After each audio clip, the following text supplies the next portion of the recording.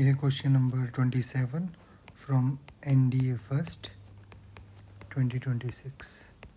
क्या कह रहा है? If alpha and beta are complementary angles such that alpha minus beta equals to π/6 and m tangent beta equals to n tangent alpha, then what is the value of this. हमें इसकी value निकालनी है m+1 m-n। ठीक है, ये हमें find करना है। तो अभी क्या होगा, पहली लाइन ही हम देख लेते हैं। इसमें क्या लिख रखा है if alpha and beta are complementary angle. जब कॉम्प्लीमेंट्री जो दो एंगल अगर कॉम्प्लीमेंट्री हैं तो क्या होता है कॉम्प्लीमेंट्री एंगल्स में, अल्फा प्लस बीटा 90 डिग्री है। ठीक है, या फिर इसको हम π/2 ले लेते हैं रेडियन में। अच्छा, यहाँ साथ के साथ एक चीज़ और देख लेते हैं। अगर ये लिखा होता है ये दो एंगल सप्लीमेंट्री हैं, आगे कभी आ सकता है कि if these two angle are supplementary angles. अगर सप्लीमेंट्री एंगल्स होता है तो कोई भी दो एंगल है अल्फ़ा प्लस बीटा, वो किसके इक्वल होते हैं 180 डिग्री। यहाँ पे क्या गिवन है, कॉम्प्लीमेंट्री एंगल है, तो अल्फ़ा प्लस बीटा किसके इक्वल होंगे 90 डिग्री, जो है π/2। और एक और गिवन है अल्फ़ा माइनस बीटा, क्या गिवन है π/6। यहाँ पे गिवन है कि अल्फ़ा माइनस बीटा π/6 है। अब इन दोनों को हम सॉल्व कर लेंगे।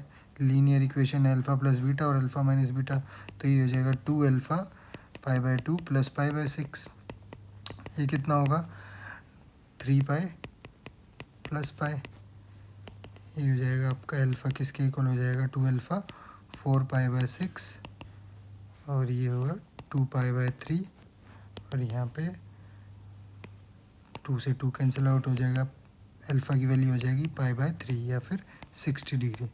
तो अगर इसको हम सॉल्व करेंगे, इस वैल्यू ऑफ दिस अल्फ़ा को किसी भी इस इक्वेशन में इसमें पुट करेंगे तो बीटा की वैल्यू आ जाएगी 30 डिग्री, या फिर इसको हम लिख सकते हैं π/6।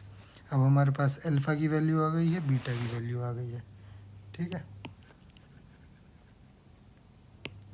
अल्फ़ा की वैल्यू है हमारे पास π/3 और बीटा की वैल्यू है π/6।